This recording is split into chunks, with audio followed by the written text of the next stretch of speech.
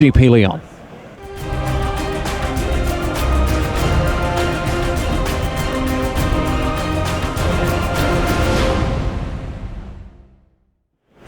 Hello my friends and welcome to coverage of GP Lyon's Top 8. You're in the booth with Riley Knight. I'm joined by Simon Gertzen here for some Sunday night magic. Simon, we have Mono Green Tron, the deck of the tournament, I think it's fair to say, up against Gregor Kowalski, who snuck in 8th place with his very, very spicy number here, Red Green Eldrazi. No Tron lands to speak of here, just some very hard-hitting threats. And the 4 Eldrazi Temple, of course, which have always been better than the Tron lands, even in Eldrazi Tron.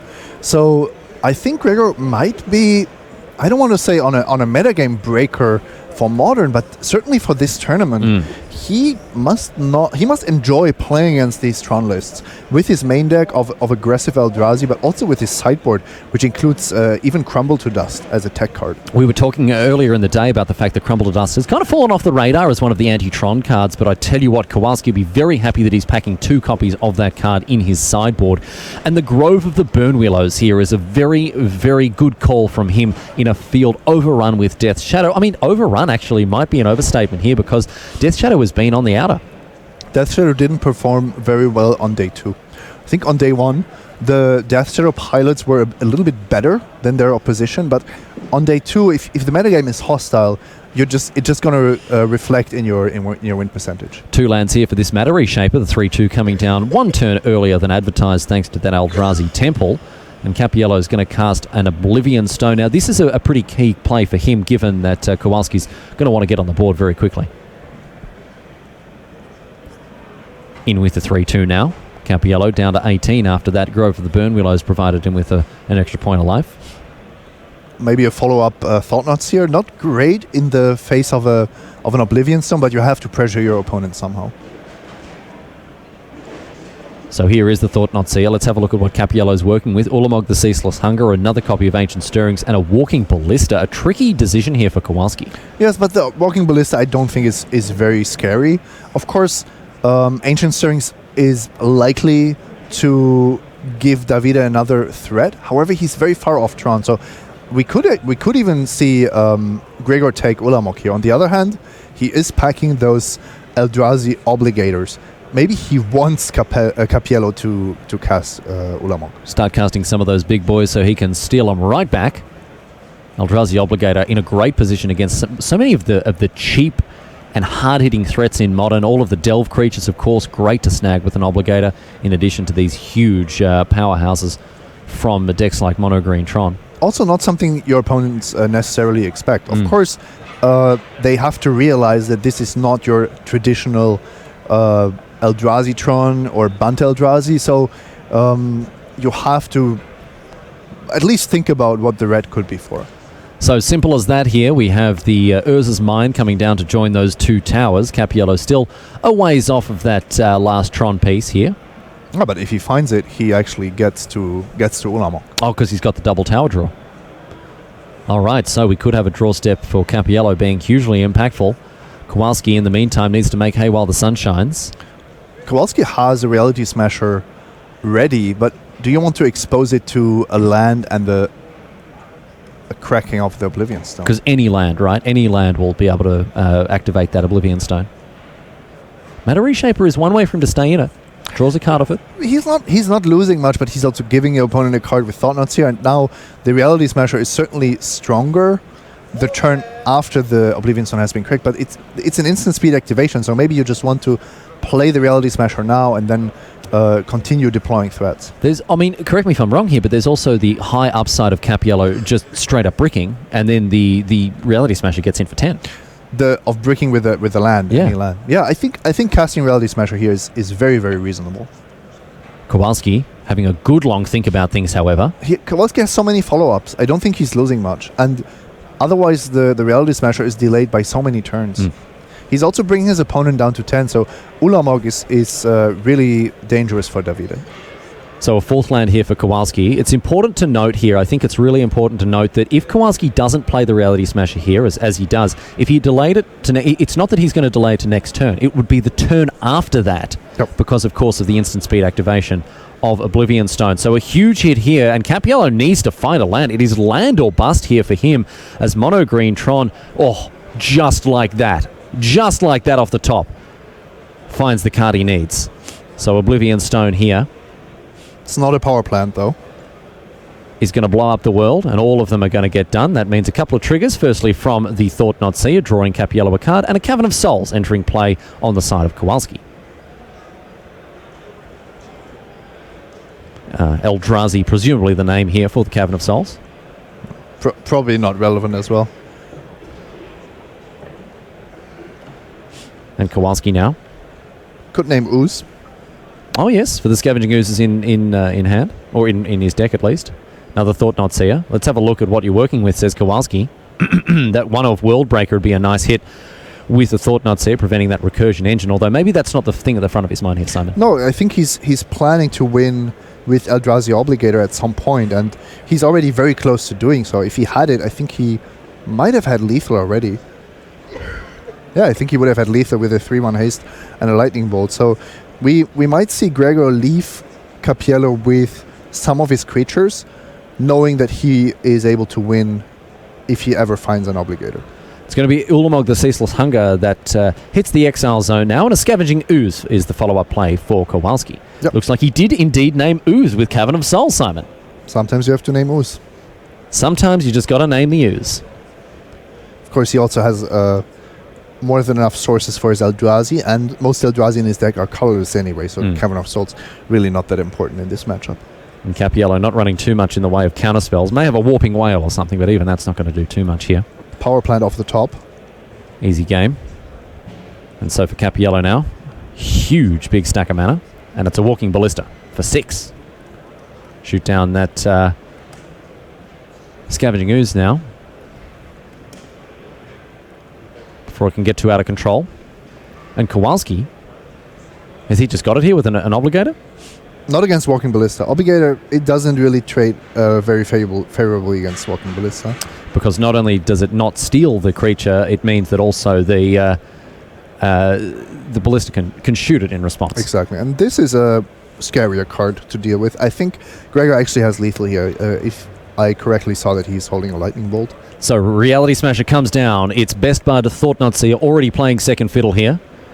Best Supporting Actor, of course, going to the 4-4. And Cappiello's got a tricky decision to make here because, of course, Kowalski, if he does have that bolt, is just going to be straight up dead here in the face of this 5 damage from the Reality Smasher. No slow rolls from Kowalski. Get you, he says. And that is that for Davide Cappiello going down in game number 1 to Gregor Kowalski. Cappiello, we did big up the fact that these mono green Tron decks are very good at finding Tron on turn number 3. Didn't happen there for him, Simon. No, and we can see that it's a completely different deck if you don't have 7 mana on turn 3, 9 or 10 mana on turn 4. These kind of draws where you can just play a Tron piece, play your expedition map, get Tron assembled with minimal mana and card investment. Those are the ones where Tron looks really dominating.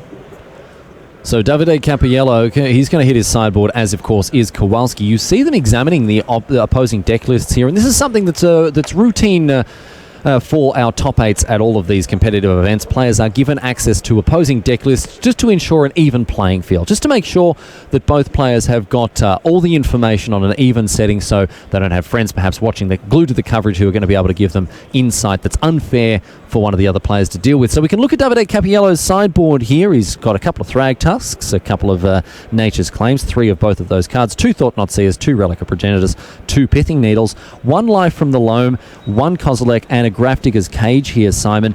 I mean, Gregor Kowalski's deck is super, super weird. What is Cappiello thinking here as he tries to sideboard against it? I think he's going.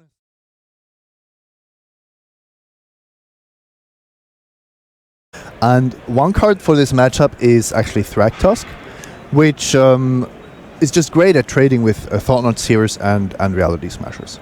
So this is one way here for Cappiello to just essentially try to even his footing a little bit there. And some of these mid-range options in the board, in a more general sense, Simon, just really good at lowering the curve of the Tron deck and making them less reliant on having that huge availability of mana. You also know that Ugin is pretty much a dead card. You don't really want to draw it. So I could see bringing in maybe even Thought-Knots here, simply because the threat of Eldrazi Obligator is so big. If you expect that there's an Obligator in the opponent's hand, casting any of your huge threats can just lose you the game on the spot. So that's how Cappiello is looking to stem the bleeding in his way. Kowalski, on the other hand, you can see his sideboard across the bottom of the screen there. Let's talk about some of the options that are available to him here. Crumble to Dust, a slam dunk include? Yeah, we don't have to talk much about this. 2 Crumble to Dust there for this matchup, and they're going to come in for sure. Note how Noble Hierarch and Singleton Birds of Paradise actually accelerate that Crumble to Dust to turn 3, and that makes a huge difference. Also, I would bring in 2 Ancient Grudge. It never really hurts to be able to Ancient Grudge an Oblivion Stone, or maybe even an Expedition map if you're lucky. Just snipe it on turn 2 before they've had a chance to activate it, perhaps? I don't want Scavenging Ooze in this matchup. Let's just take it out. I don't think you need Dismember, even though we saw Kowalski keep it in. He used double Dismember on an Ulamog. Lightning Bolt, well, if your opponent's on 3, it's great. Otherwise, you don't want it against Tron. Well, we'll see how both of these players have chosen to position their decks post-board now as we continue to explore the quarterfinals here of GP Lyon here on Sunday Night Magic. We're going to get stuck in once again as soon as these players have finished shuffling and present their decks to their opponents. Now, of course, we saw Red-Green Eldrazi get up in game number 1. Simon, would you say that's a characteristic result in this matchup? How would it generally perform over time? I think, like I said, that Kowalski made a really smart metagame call with his deck. I don't expect him to be a heavy favorite in game 1. I think, for example, that when you're looking at the Tron against Eldrazi Tron matchup, you're actually quite happy playing Eldrazi Tron. But Kowalski has just this little bit more of disruption and Eldrazi Obligator as a way to punish some of the most powerful things that Tron can do. So I would say Kowalski is a slight favorite in game 1, but actually a much bigger favorite in sideboarded games. Bring in some of those hard-hitting heavyweight cards like Crumble to Dust and what have you. This is going to, well, it could be truly decisive here. And Kowalski, I mean, you're always happy to have snuck in a game 1 victory. He here is going to be able to lean on those sideboard cards and try to get underway with a victory in game number 2. We'll see how things go there. Now, we do have some updates from our back tables here. I can tell you that in addition to Kowalski winning game 1, it looks like Julian Steele also managed to steal a victory against his opponent David Jurich on Jeskai Control. And we have also Joshua Bausch in the Tron Mirror on the back table number 4, getting up against Matitz Penko there. And Marcio Carvalho has also beaten Marco Di Togni there. That's an Abzan mirror between those two players. I think very, very close to a 75-card mirror, Simon. If not exactly that, but very, very close to it. Yeah, looking at the deck list, they did look very, very similar. Right now, however, just waiting for these two players to get ready with their decks now for game number 2 of the first quarterfinal of GP Lyon. The format, of course, being modern. And in the booth, it's me, Riley Knight, and it's him, Simon Gertzen. These two players opening up their accounts with 7 cards, fresh off the top. And let's see how they're treating them here. Easy snap off mulligan here for Davide Cappiello. That's good to see that sort of stuff. It means that his mind was very, very clearly made up. Doesn't seem to be too happy about it, however, Simon. Well, you usually are not too happy to mulligan when you're down a game. Is Kowalski also mulliganing? He may indeed be here. Yeah, he's shuffling. Looks like both players going down to 6 here. Kowalski will be, a little less perturbed by it than his opponent. He's also on the draw. Just like in game 1, I wanted to mention, Kowalski snuck in 8th place. Oh, yeah. So he... even if he has good matchups in this top 8, which I think he does, it will be difficult for him being on the draw in every single match that he has to play. So here we go. We can see if they're going to have any better fortunes with the 6 off the top now after mulliganing. Is mulliganing particularly punishing for either of these lists here, Simon? For Tron, it definitely isn't because, well, usually you need lands and spells, but when 3 of your lands can produce 7 mana, that's a huge benefit to actually circumvent that mulligan disadvantage. Oh yeah, Capiello only needs 4. He go down to 4. He just needs 3 Tron pieces and a card. Oh, I mean, we are joking, but it's actually true. You can have a 4-card hand, which just beats most 7-card hands in the format. We caught up with various Tron players throughout the weekend, Simon, and a lot of them talked about that the mulliganing decisions that they had to make with Tron just to find the Tron pieces. Like, essentially, we had one player claiming he just mulligans every single hand that doesn't have a Tron piece in it. I think it's even more than that. What you really want is you want to see 2 Tron pieces or 1 Tron piece and a way to find another one. If you're looking at a blank Urza's Tower and you don't have any of the search cards, that's already not a great hand. So, Capiello, has he gone down to 5 here as we see him shuffling again? Kowalski carefully considering his 6. Looks like he might be happy with it, but Capiello, oh my goodness me. Not a happy chappy here as he goes down to 5. You can see that handsomely dressed gentleman in the back of the screen there behind Kowalski. So he was winking away at the camera there, enjoying every moment of the coverage here from, one of the best seats in the house, Simon, if you don't include ours. Ours are the best seats. Would say so. Kowalski shuffling up Capiello's deck now, and he is, of course, down to 5. So, 5 of the best here for Capiello. Let's hope that he has a little bit better fortune now with his mulligan. It's not looking great, although we do have at least 1 Tron piece. He's going to keep it. Both players scrying. Capiello downstairs, Kowalski on the other hand. See what he wants to do here. Both players seem to have decent hands here. Of course, Capiello on 5, not where he wants to be, but power plant and into expedition map, that's not a bad start at all. Kowalski also with mana acceleration, and I saw at least a reality smasher to put on pressure. Power plant into expedition map means that Capiello is a long way towards finding those 3 Tron lands, but oh, look at this, Cavern of Souls on human to power out a noble hierarch. Many people would be forgiven for thinking this was 5-color humans from that start. Cavern of Souls is actually serving quite a lot of purposes in Kowalski's deck. I rather like it. I guess he could have named Druid as well, but ultimately choosing to go with human there and getting in for 1. Oh, taste it, Davide Capiello. Kowalski really needs an Eldrazi Temple to start deploying Reality Smasher next turn. Otherwise, he's giving the Tron deck a lot of time, and as you can see, even after a mulligan to 5, already with 2 Tron pieces ready. And Kowalski with nothing else to do, 3 mana, all dressed up, nowhere to go here. That Karplusan Forest has not been able to help him get anything out. That Karplusan Forest looks older than time itself. Is that Ice Age, maybe? Is that when it was printed 10,000 years ago? Yep. In the Ice Age. That's what I'm saying. In the last Ice Age. Looks even older than that, to be honest. Could be the late Cretaceous by the looks of things. Ancient stirrings here. These stirrings also so ancient. Pre-Cambrian stirrings, Simon. They're not as old as that Karplusan Forest. Definitely not as old as the Karplusan Forest, though. Not a great stirrings there. No. This card has really shown its power as essentially almost a tutor. Was the way that you characterised it there, Simon. But not doing the job for Capiello in the best of ways there. So another noble hierarch is Kowalski's play, in for 2. Of course, the most awkward turn to draw the hierarch, where you wanted to draw Eldrazi Temple or Crumble to Dust, or if you had the noble hierarch turn earlier, you would have already been casting Reality Smashers. But just nothing else to do with his mana. He's got a Reality Smasher in hand, but no way to cast it this turn.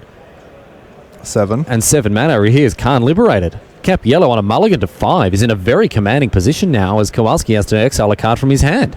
No. I think that's a smart choice, because your opponent just rammed with another noble hierarch. So if you take away one mana, you're not actually denying them of the play that they couldn't make this turn.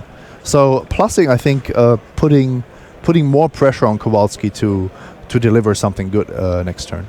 Now we know, of course, he can deploy a Reality Smasher, which is going to cut Khan down to size at least a little bit here. But is it good enough? Well, let's see what Kowalski's looking to discard. Reality Smasher, Cavern of Souls in hand for him. A couple of other options as well. It's going to be the Cavern, however, that hits the bin. And a stomping ground off the top for Kowalski. He's continuing to have a pretty bad time of it. No signs of crumble to dust. Might already be too late now, but well, we will see. I expect this Karn to go down to 3 loyalty now. Mm-hmm. Be a hit for 7 now with the Exalted triggers. Exalted once again being super relevant here. Going to knock Karn down to 3 loyalty, as you said. Of course, it's not 0. And untapping with a Karn is a great position for Davide Capiello to be in here. Oh, I think Capiello might actually just go for Oblivion Stone and exile a land. Leaving Kowalski with 2 Kaplusen Forests looks pretty tasty. So now, if he activates the Karn Liberated Exile Target Permanent mode on Reality Smasher, he'll still have to discard a card, right? Reality Smasher is... I thought it was only triggering of spells, but maybe I'm wrong. Maybe it's spells or abilities. We'll have to get that confirmed now. As depends on the exact wording of Reality Smasher. Karn Liberator exiles here an Endbringer by the look of things. Yeah. So like I said, it's target of a spell. So actually with abilities, you're free to choose Reality Smasher. And this game is not looking particularly fair. No, look at this. Here is Ulamog, the Ceaseless Hunger, coming down, and once again, the Reality Smasher's ability not doing anything against opposing Eldrazi here. No, now we need Eldrazi Obligator. This is what Kowalski built this deck for. So, it would seal the deal here. Well, it would get him a lot further back into it, at least. This is the problem. 13 is not sealing the deal. 3 mana here for Kowalski. It's not an Eldrazi Obligator. It's a Matter Reshaper instead. Back to Capiello, who is able to untap with a Karn Liberated and an Ulamog, the Ceaseless Hunger. You would think that this game is all but his, Simon. Yeah, this does not look great for Kowalski. So Mono Green Tron continues its onslaught of this tournament, although you could be forgiven for thinking it was utterly dominant here at this tournament. There are obviously 4 Tron decks in the top 8 of GP Lyon here, but ultimately there were actually only 2 decks beyond that in the top 32. Mm-hmm. So in the top 32, 6 Tron decks altogether, which is not a staggeringly high figure, although a bit bigger than the diversity that we've seen in recent times. Yeah, what is that's about 20%. Mm-hmm. I think that's a high number for modern. From a modern format where 8 or 9% of a metagame share has been considered high. And we've seen much more diverse top 8s as well. Well, yes, over the last 2 weeks, of course, over in Toronto, we saw 7 different archetypes in the top 8. In Bilbao, we saw 7 different archetypes in the top 8. And between those 2 top 8s, Simon, only 1 deck was represented in both. So it's not the same decks that are performing well every week. But certainly it has been Mono Green Tron's top 8 here, with the full half of the top 8 consisting of these Mono Green Tron lists. And I think Kowalski has the best chance of winning in a Tron-filled top 8. When I look at Abzan, I don't see a deck that's happy to play against Tron. When I look at Jeskai control, I would much rather be on blue-white control with those spreading seas. So Kowalski now, fighting to the bitter end. Half of his library is in exile. After that, Ulamog, the Ceaseless Hunger. Also on 4 life. Also on 4 life. That does come into it somewhere, you're right. And a Thragtusk is going to buffer up Davide Capiello's life total even further here. Is there a way for Gregor Kowalski to win this game? Draws off the top. 4 mana, and it is a Thought Not Seer, revealing Oblivion Stone. 2 Noble Hierarchs and the Thought Not Seer, all that Kowalski has to play with, and it's not going to be enough in the face of Ulamog, the Ceaseless Hunger. Turn 4, Karn and Davide Capiello getting away with murder there, Simon. A victory off of a mulligan to 5. Yep, on the play, down a game, mulligan to 5, but gets there rather easily, and I think it confirms what we've been discussing. Tron does have to mulligan aggressively, but it can afford to do so. So both these players going to have one more chance to hit their sideboards here, and before we come up against the decider between Capiello and Kowalski here. This is going to be, well, the result of this game will determine our first semi-finalist here, with both players tied at 1-1. Both players hungry. Both of them hustling and bustling very hard, hollering for that dollar. You know that they want to pick up. They've already got that Pro Tour invite, but they want to pick up that check for $10K and, of course, the hardware that comes with it, Simon. Yep, the trophy, $10,000 for the winner. Not a bad day at the office. Absolutely not. Not a bad day at the office for any player in the top 8, but, of course, they're in it to win it. Play until the final whistle blows here.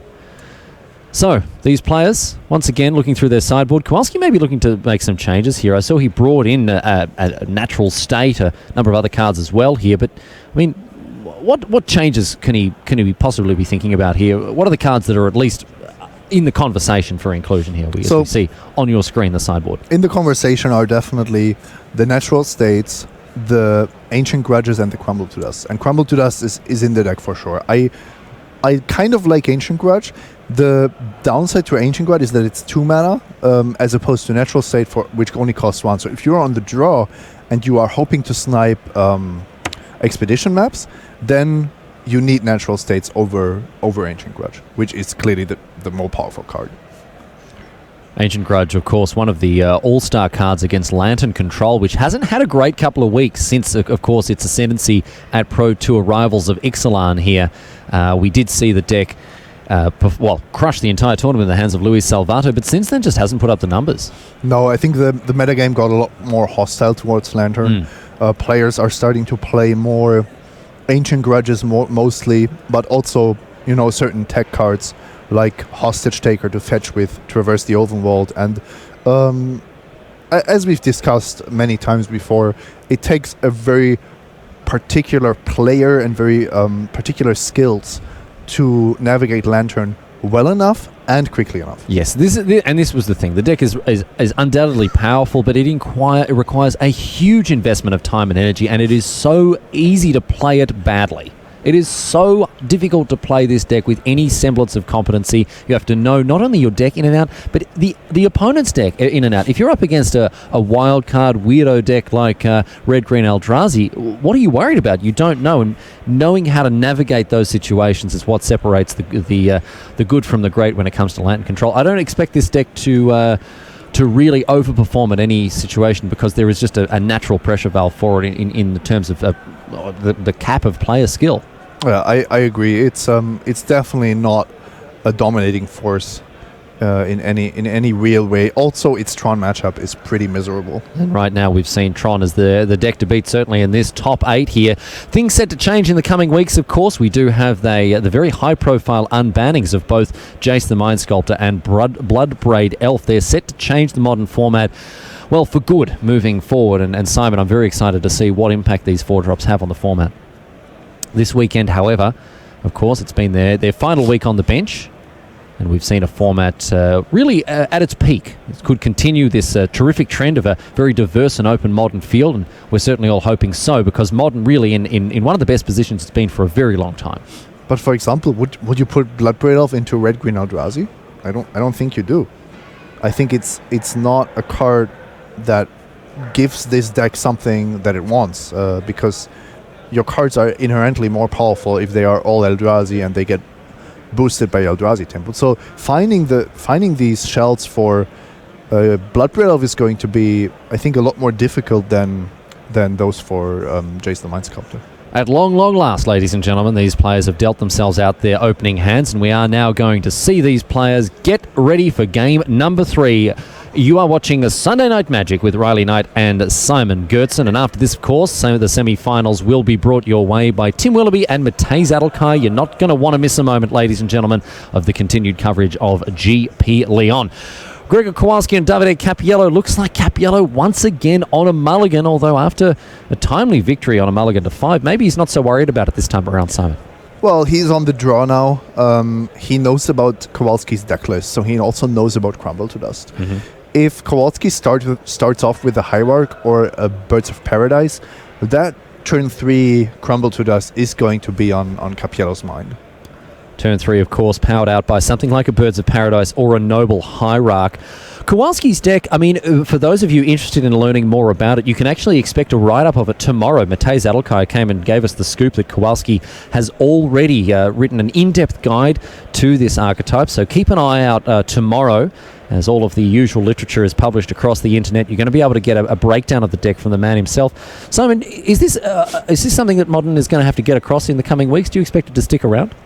Well, I think it's definitely a fringe strategy, and it's pretty clear that Kowalski has been rewarded for the metagame that he faced this weekend. And as we've said, Modern is relatively slow to adapt, but Red Green Eldrazi, if you look at the list, if you look at how it plays, this is not some completely new crazy archetype that's going to take Modern by storm. No, for sure, but it still definitely is a little bit of a curveball here for many players who's sitting down and seeing Cavern of Souls into Noble Hierarch strap themselves in for a fast blinding game with 5-color humans. All of a sudden they're getting beat to death with Thought-Knot Seers and Reality Smashers. Yeah. And I think it's great that Kowalski found a new deck in Modern, basically. And that's actually always so cool about this format. A deck like Lantern, for example, it existed in the card pool, it just didn't exist in players' perception. Here we are, my friends, off to the races with game number 3 of the quarterfinals of GP Lyon. And whoa, my goodness me, hang on, I'm just going to have to take this call very quickly, Simon, because it looks like Winter 2014 is calling me, and they want their turn to play back Thought-Knot Seer off double Eldrazi Temple. That's a huge play here for Kowalski. Yep, Eye of Rugen, not legal in Modern. Turn 2 Thought-Knot Seer is, however, possible. The double Eldrazi Temple draw is going to be all the more backbreaking if Kowalski has another land and something like a Thought-Knot Seer. Capiello's got to be shaking in his cotton socks here as he worries about what Kowalski can bring to bear. This is a big play, a 4/4 on turn. I mean, it's no 4/4s like we might see with Hollow One, but Simon, still, what a play from Kowalski here. And he's threatening a turn 3 Reality Smasher to follow it up with. He does indeed have those cards in hand. So Capiello already being forced back onto the ropes, dodging and weaving, but Kowalski has come up with the goods. What do you take from this Thought-Knot Seer here? I think it's difficult. I'm looking most... I think I would take Ancient Stirrings, because Capiello is not guaranteed to hit a second land in his next turn, and your deck is actually quite good against Wormcoil Engine. If your deck was very weak against Wormcoil Engine, then that would also be a reasonable card to take, because if your opponent doesn't hit a land drop here, they're pretty much dead anyway. Ancient Stirring's the pick here for Kowalski as he looks to get well and truly ahead of this game. Capiello having a think about things. Sanctum of Ugin is going to cast this Sylvan Scrying off the back of the Chromatic Star. A couple of updates, however, from the back tables here. We do have a win to report on the side of Marcio Carvalho, who won 2-0 against Marco Di Togni. And as far as I know, we can bring you other updates when they come to our hands here. Capiello and Kowalski here at 1-1. Sort of getting very close to a result here. And with Kowalski, you're looking to follow this Thought-Knot Seer up with a Reality Smasher. Yeah, that might be a really quick finish to a pretty drawn-out match. So now, Kowalski. A second Thought-Knot Seer now, choosing not to go with the Reality Smasher, which I believe someone you said was in hand. I thought I saw it. I might be wrong here. Ultimately, not much of a difference whether you play Thought-Knot Seer, Reality Smasher, or Thought-Knot Seer, Reality Smasher, Thought-Knot Seer. It's crushing nonetheless. Yes, nonetheless, it certainly is doing that with Capiello pretty low on ways forward here, as he doesn't have a way to easily get himself to Tron quick enough for it to do anything. That Oblivion Stone in hand, it'd be great if it could clear the way, but these Thought-Knot Seers are already have had a chance to go to town with a Sylvan Scrying, removing Capiello's easiest way to find that third Tron piece as well. So some excellent interaction here for Kowalski as he gets in for 4. And there is another update on the back table. In our Tron mirror, surprisingly, Tron was victorious in the hands of Joshua Bausch. Matitz Penko going down in straight sets there on table number 4. And on table number 2, we also have a straight sets victory going the way of Julian Steele, also on Tron. So we have at least 2 semi-finalists here playing Tron, with Jeskai Control going down. And this means that this is the last quarterfinal that we're going to see today, with our final semi-finalist either Davide Capiello or, much more likely, Gregor Kowalski, as we see a reality smasher close things out. Simple as that, as Davide Capiello cannot believe it, as a double Eldrazi Temple draw results in a back-breaking victory there for Gregor Kowalski. So, just to recap, let's have a quick look at it once again. We have in the semi-finals Gregor Kowalski, Julian Steele, both of these players on Tron. We also have Marcio Carvalho on Abzan and Joshua Bausch on Tron. Given the matchup that Abzan has against Tron, looks like we're going to have a Tron-on-Tron final, and indeed a Tron player hoist the trophy, Simon, if things go to plan. Well, I mean, let's see about that. We still have Gregor Kowalski in the mix. Oh, excuse me. Sorry. On we have 2 Tron decks, 1 Abzan and 1 Eldrazi deck. Exactly. I do apologize. And I do think that Abzan is the underdog against Tron, but we are talking about Marcio Carvalho, and he has shown that he has beaten Scapeshift decks, he's beaten Tron decks. He can also beat the Tron deck on his side of the bracket. 3 Fulminator Mages in the board there, but no, I do apologise. Sorry, we have 2 Tron decks, 1 red-green Eldrazi and 1 Abzan. I apologise for that misstep there. So, that is that for the quarterfinals, my friends. Simon and I are going to step out of the booth right now, make way for Matej Zalakai and Tim Willoughby, my friends. So make sure you stick around for coverage of the semi-finals here at GP Lyon. We've got to go to a break, but after this, of course, we'll be back with more Live Modern from France. We'll see you soon.